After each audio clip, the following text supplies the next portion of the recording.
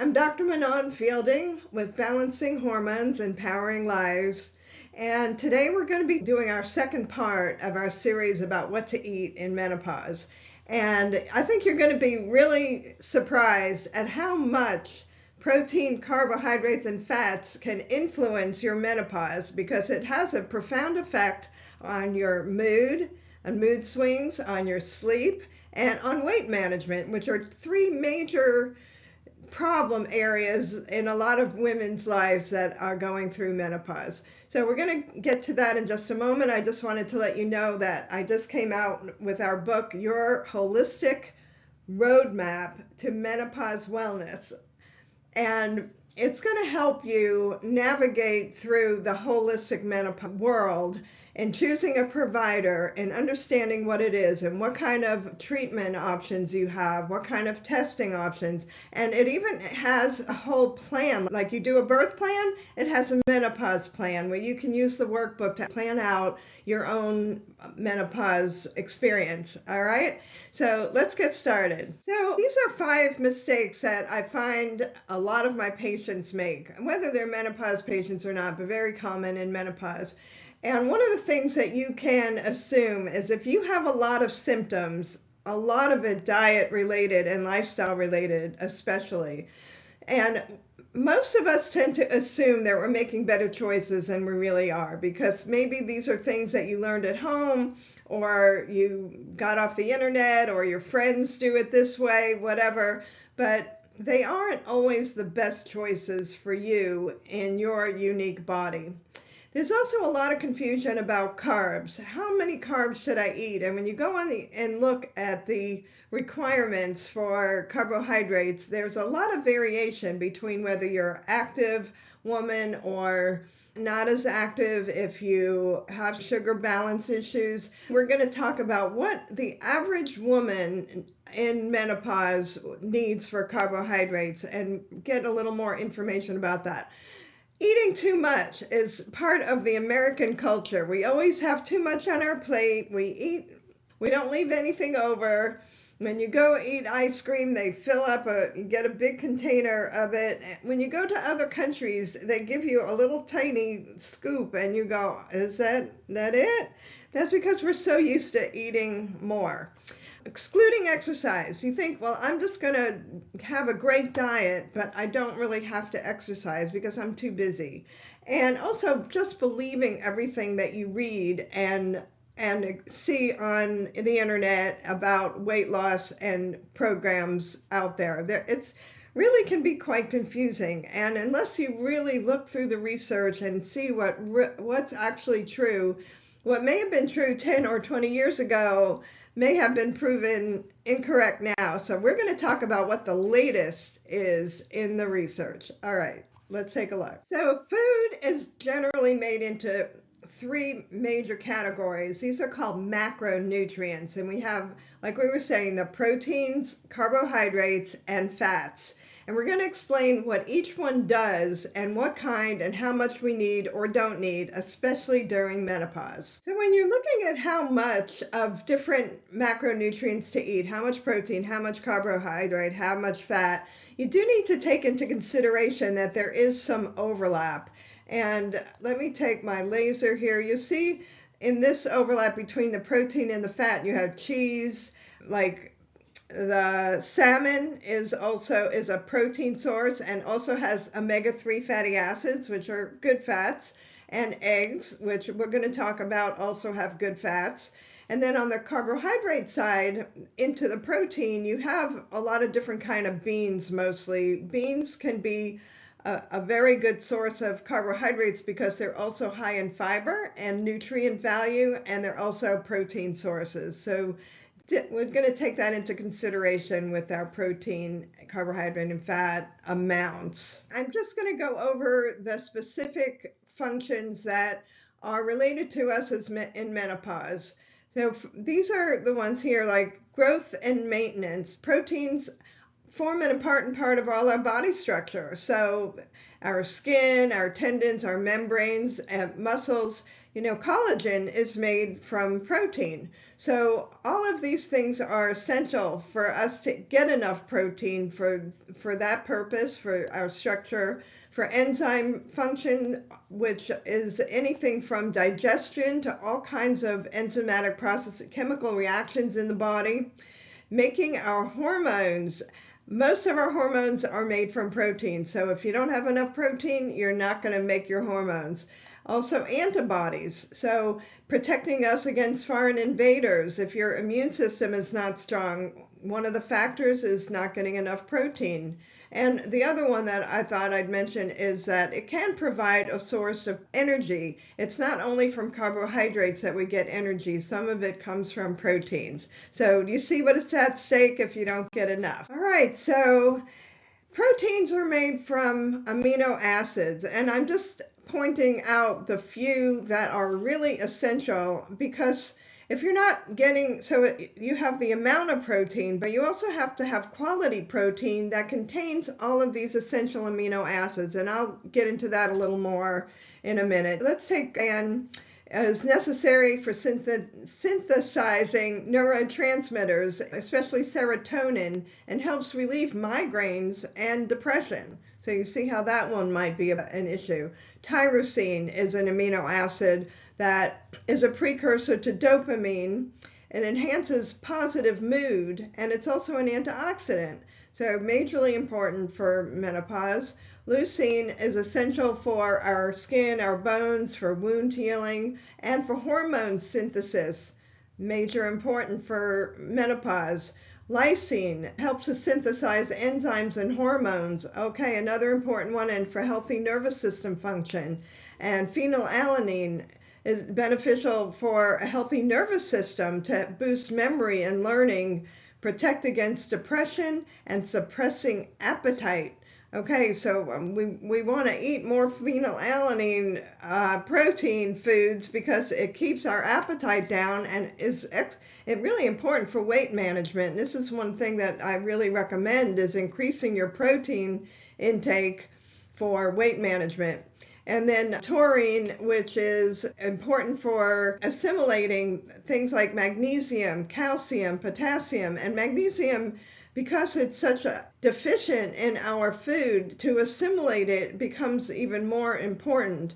Threonine helps in the synthesis of your collagen, which is all your skin. And if your skin's not looking great, you may not be getting enough of that particular amino acid. And asparagine, which helps to aid in balancing your emotional states. So all of these amino acids that are part of protein are really important, and it's important to use sources that are complete proteins, which not all are. A lot of vegetable proteins are not complete sources, and it's essential that you find sources that will provide you all the amino acids. All right, so how much protein should we eat? If you look at the RDA, it kind of is contradictory to some of the research that I have found for menopause and for weight management. And it said the RDA for protein is 0.8 grams per kilogram, which would mean that a 150-pound woman would need about 55 grams of protein per day.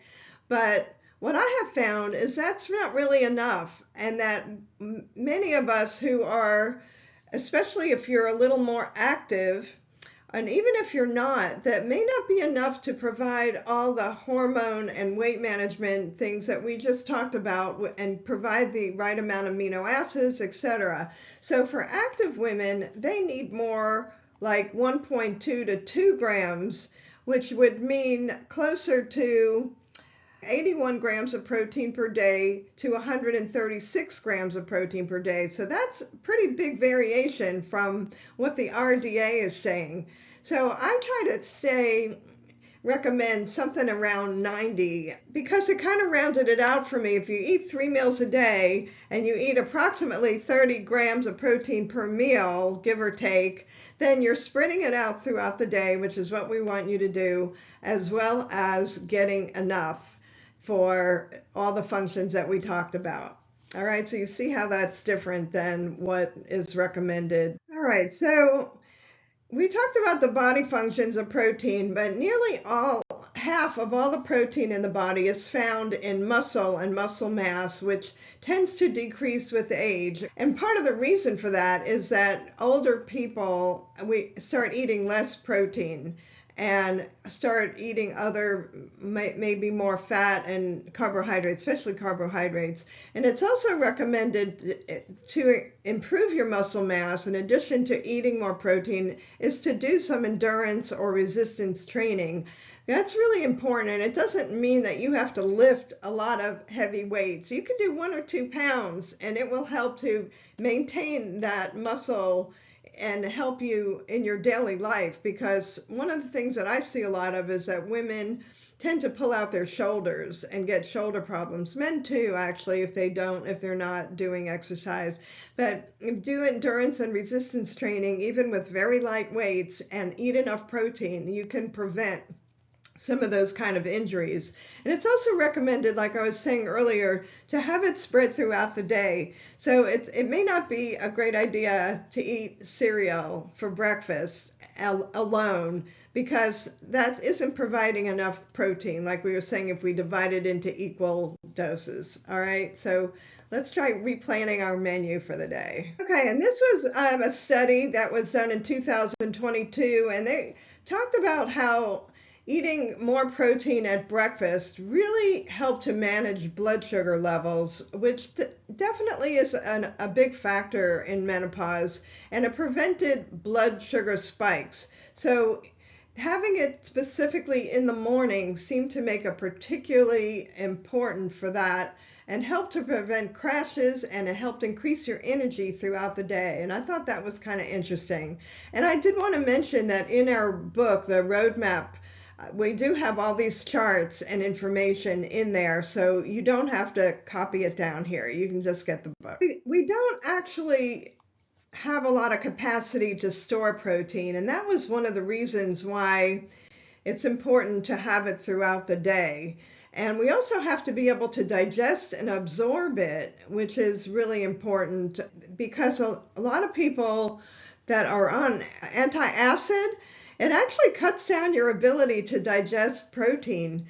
So these are some of the problems that you can have from protein deficiency, that your absorption can vary if you don't have the right amount of stomach acid because you're taking antacids, if you don't have the proper enzymes, and actually our pancreas that produces these enzymes does get some depletion as we get older as well. Great, right? We may not have the right bacteria because we've taken antibiotics and we've killed all the good bacteria with the bad bacteria. So you might need to take probiotics. The function of your gut, if you have leaky gut syndrome or you have some other kind of gut issues, that can affect your protein and cause you to have deficiency, age in general, for because of these reasons, and if your liver is not healthy.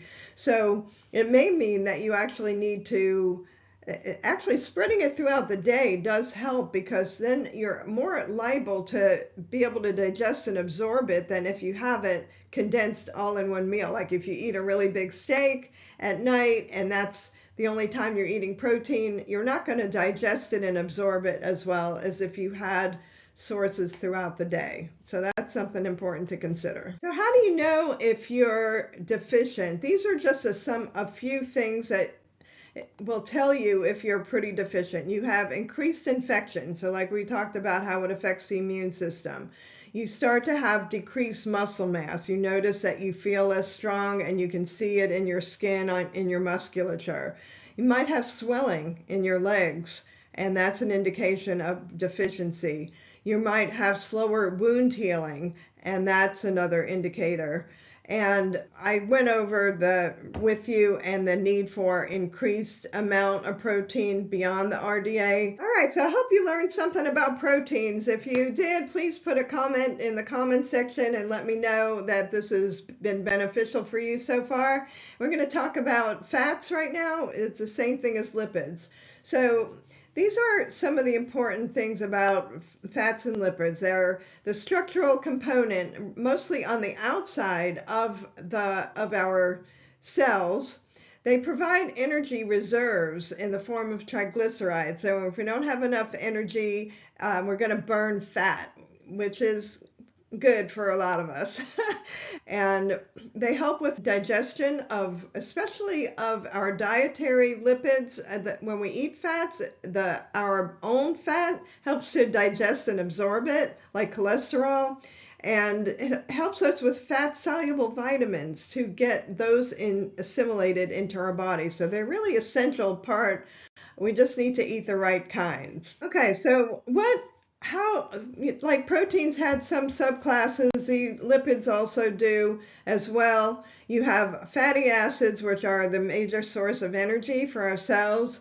Triglycerides, which have different functions in the body and are stored in our tissues. Women have fat to kind of protect our organs, but sometimes we have too much of it. But it does have that role, and it is something that's important. Cholesterol is a good fat, even though we've been taught that it's bad, but it's a major important component of our cell membranes. It helps to create our hormones, so very important there. And an important factor in the development of atherosclerosis, so that's the bad part of it. Although I'm going to show you that that is not the reason for us developing plaquing of the arteries. It actually has more to do with one of our other classes, the carbohydrates.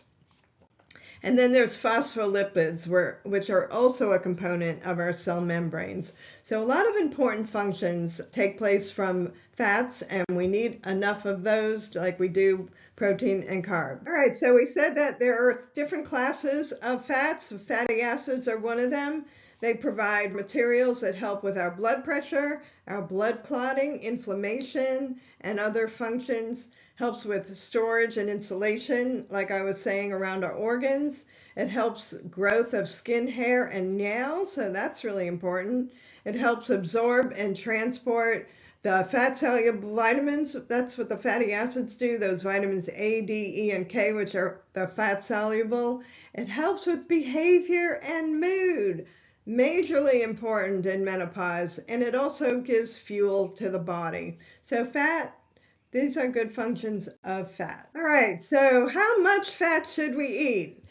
Well, the interesting thing is that now for menopause and in terms of eating it's really the distribution of fats that we want to kind of monitor a little bit, because we want to have more of these monounsaturated fats. Should be the majority of the fats that we eat, although we do need these other fats as well, except for trans fats.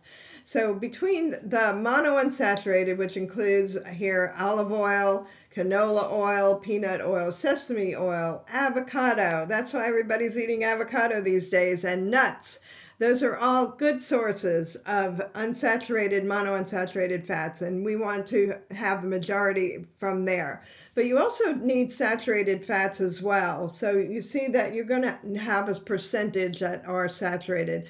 And that's all your fatty fish, your meat, your butter, your ghee, your organ meats, poultry. So all of those are good fats, and you also have coconut, palm oil, different creamers, condensed milk, all fall in that saturated fat. You want to eat some of those, but they should not be the majority of the fats that you're eating. And I wanted to point out an important factoid, because when I remember they had told us not to eat a lot of eggs, and because it had a lot of cholesterol. Well, now what they find is that because the fat, the cholesterol is combined with lecithin in the egg. The egg contains the ingredient, the lecithin, that helps to digest the cholesterol. So the cholesterol in the egg is not basically the same way that it would be, for instance, in butter or in these saturated fats. Although butter has other good qualities, I'm not going to go into detail on that right now, but like I said, there is a good reason to eat some of the saturated fats. So 10 tablespoons of butter is about 300 milligrams, and that's about the amount we're supposed to eat per day. But you can look up on the chart that's in our book about how much protein is in different foods, and then kind of measure out how many protein and fat you're getting. And you're going to see that we don't really need to limit fats as much as we thought we did back when, because they do help to also satiate us and make us feel fuller so that we eat less of the carbohydrates, which are really the prime issue in menopause. So this was a study that I was just talking about, where this was in the British Journal of Medicine, and said that saturated fat does not clog the arteries and cause coronary heart disease. It is a chronic inflammatory condition, and it's more from lifestyle than it is from eating fat. And so that was a major shift in our understanding of chronic artery diseases and what actually causes them. So this is a really, really important diagram, and I'm just going to point out a couple of things to you, is that when you develop this coronary artery plaque, which is where it narrows down your arteries so that blood can't get through, and that means that it's going to increase your blood pressure, hypertension. It is not caused by you eating fat. It's more caused by the excess refined carbohydrates. You see how that is right here? And if you don't have enough of omega-3, so omega-3 fatty acids is in your salmon. You talk about the healthy fats. So that's one of the healthy fats. It's going to help reduce the inflammation that is leading to this. And the regular physical exercise, reducing stress, and stopping smoking. So these are all the most important factors. A high-fat Mediterranean diet, we're eating the healthy fats that we talked about, the exercise, stress reduction, smoking cessation, reducing the refined carbohydrates, and eating more of the good fats are going to prevent. And the cholesterol is not the most meaningful thing on your lab report anymore. It's really going to be your sugar balance and your insulin resistance, which is more your A1C. Okay, so that's very new research. How much fat should we eat? And you'd be surprised that it says that Americans no longer are specified an upper limit for how much total fat you should consume. That kind of blew me away. It might blow you away also. So it is not something for us to worry about, especially when we're eating the good fats. And what are symptoms of not having enough? One, you're going to have more cravings for foods that you shouldn't be eating. It does say hunger here, but I'm going to add in there cravings. You could have really dry skin. If your skin is dry and flaky, that means you're not absorbing enough vitamin D and A, you're not getting enough fat. You may have mental fatigue, brain fog. You want to eat more omega-3 fatty acids, more good fats. If you've had menstrual cycle problems in the past, before you became menopausal, that often means that you haven't had enough fats to make hormones. So that is just some of the important things to remember about your fats. And last but not least, our favorite food, carbohydrates. Let's take a look.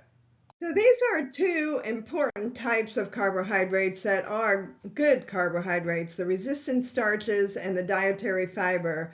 You have different types of fiber, and I just give you some examples. Your beans or legumes or beans, the whole grains like oats, rye, chia, barley, and some fruits.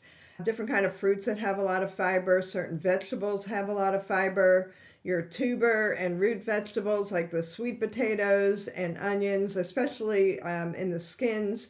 And psyllium seed is also a good source of fiber that people take for regularity, and that can be one of your sources of fiber. And flax seeds is a really good one also for menopause because it is help with your estrogen balance.